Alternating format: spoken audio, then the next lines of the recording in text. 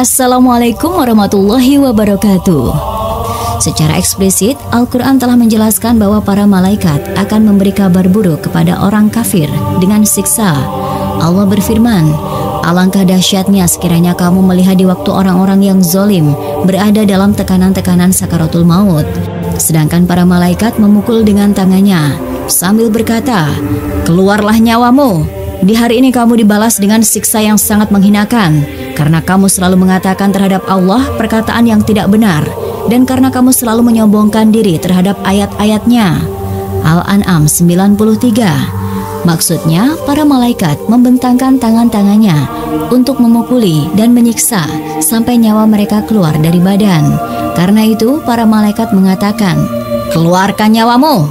Pasalnya, orang kafir yang sudah datang ajalnya, malaikat akan memberi kabar buruk kepadanya yang berbentuk azab, siksa, belenggu, dan rantai, neraka jahim, air mendidih, dan kemurkaan Ar-Rahman, Allah.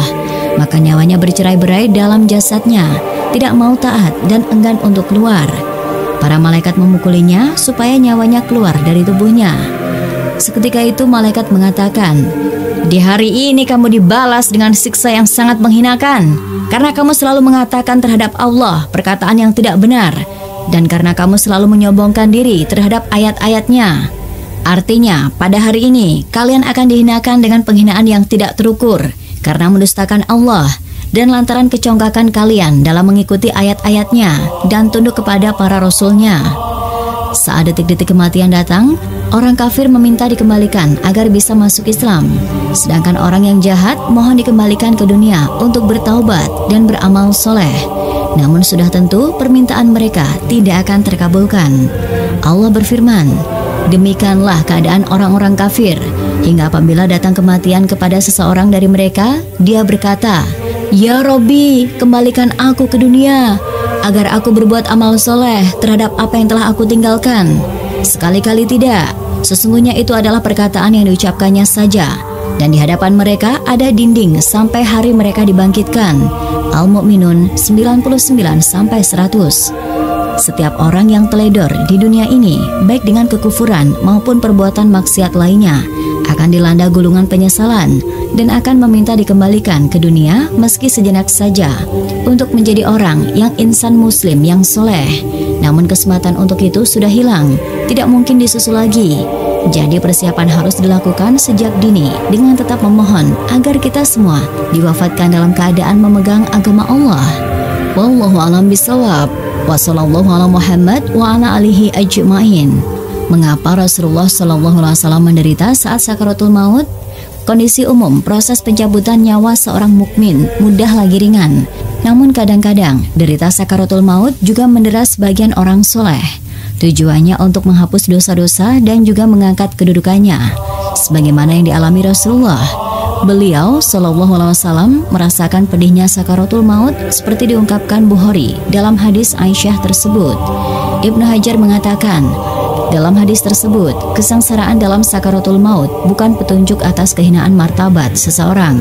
Dalam konteks orang yang beriman bisa untuk menambah kebaikannya atau menghapus kesalahan-kesalahannya. Menurut Al-Qurtubi, dahsyatnya kematian dan sakaratul maut yang menimpa para nabi maka mengandung manfaat.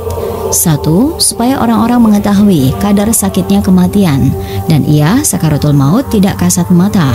Kadang ada seseorang melihat orang lain yang akan meninggal, tidak ada gerakan atau keguncangan, terlihat ruh keluar dengan mudah, sehingga ia berpikir, perkara ini sakaratul maut ringan. Ia tidak mengetahui apa yang terjadi pada mayat sebenarnya. Tatkala para nabi mengabarkan tentang dahsyatnya penderitaan dalam kematian, kendati mereka mulia di sisi Allah dan kemudahannya untuk sebagian mereka, maka orang akan yakin dengan kepedihan kematian yang akan ia rasakan dan dihadapi mayit secara mutlak, berdasarkan kabar dari para nabi yang jujur, kecuali orang yang mati syahid. 2. Mungkin akan terbetik di benak sebagian orang, mereka adalah para kekasih Allah dan para nabi dan Rasulnya. Mengapa mengalami kesengsaraan yang berat ini? Padahal Allah mampu meringankannya bagi mereka. Jawabannya, bahwa orang yang paling berat ujiannya di dunia adalah para nabi, kemudian orang yang menyerupai mereka, dan orang yang semakin mirip dengan mereka. Seperti yang dikatakan Nabi kita, Hadis ini dikeluarkan Bukhari dan lainnya. Allah ingin menguji mereka untuk melengkapi keutamaan dan peningkatan derajat mereka di sisinya. Ini bukan sebuah aib bagi mereka, juga bukan bentuk siksaan. Allah menginginkan menutup hidup mereka dengan penderitaan ini, meski mampu meringankan dan mengurangi kadar penderitaan mereka, dengan tujuan mengangkat kedudukan mereka dan memperbesar pahala-pahala mereka sebelum meninggal. Tapi bukan berarti Allah mempersulit proses kematian mereka, melebihi kepedihan orang-orang yang bermaksiat. Sebab kepedihan ini adalah hukuman bagi mereka dan sanksi untuk kejahatan mereka, maka tidak bisa disamakan. Sedangkan orang kafir, maka ruhnya akan keluar dengan susah payah, ia tersiksa dengannya. Nabi menceritakan kondisi sakaratul maut orang kafir atau orang yang jahat dengan sabdanya, sesungguhnya hamba yang kafir, dalam riwayat lain, yang jahat jika akan telah berpisah dengan dunia, menyongsong akhirat, maka malaikat-malaikat yang kasar akan dari langit dengan wajah yang buruk, dengan membawa dari neraka. Mereka duduk sepanjang mata memandang. Kemudian malaikat maut hadir dan duduk di atas kepalanya dan berkata, "Wahai jiwa yang keji, keluarlah engkau menuju kemurkaan Allah dan kemarahannya." Maka ia mencabut ruhnya layaknya mencabut safut, penggerek, yang banyak mata besinya dari bulu wal yang basah. Sakaratul maut. Demi malaikat yang mencabut nyawa dengan keras dan malaikat yang mencabut nyawa dengan lemah lembut. Surat An-Naziat 1-2. Kalau sekiranya kamu melihat ketika para malaikat mencabut jiwa orang-orang yang kafir, seraya memukul muka dan belakang mereka dan berkata, "Rasakanlah olehmu siksa neraka yang membakar. Tentulah kamu akan merasa ngeri." Surat Al-Anfal 50. Seorang hamba mukmin jika telah berpisah dengan dunia, menyongsong akhirat, maka malaikat akan mendatanginya dari langit dengan wajah yang putih. Rona muka mereka layaknya sinar matahari. Mereka membawa kafan dari surga serta hanut, wewangian dari surga. Mereka duduk di sampingnya sejauh mata memandang. Berikutnya, malaikat maut hadir dan duduk di dekat kepalanya sembari berkata, "Wahai jiwa yang baik, jiwa yang tenang, keluarlah menuju ampunan Allah dan keridhoannya." Ruhnya keluar bagaikan aliran cucuran air dari mulut kantong kulit. Setelah keluar ruhnya, maka setiap malaikat maut mengambilnya.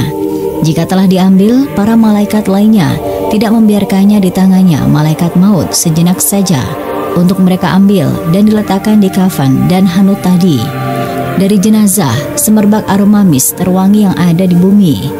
Hadis riwayat Ahmad nomor 18.557.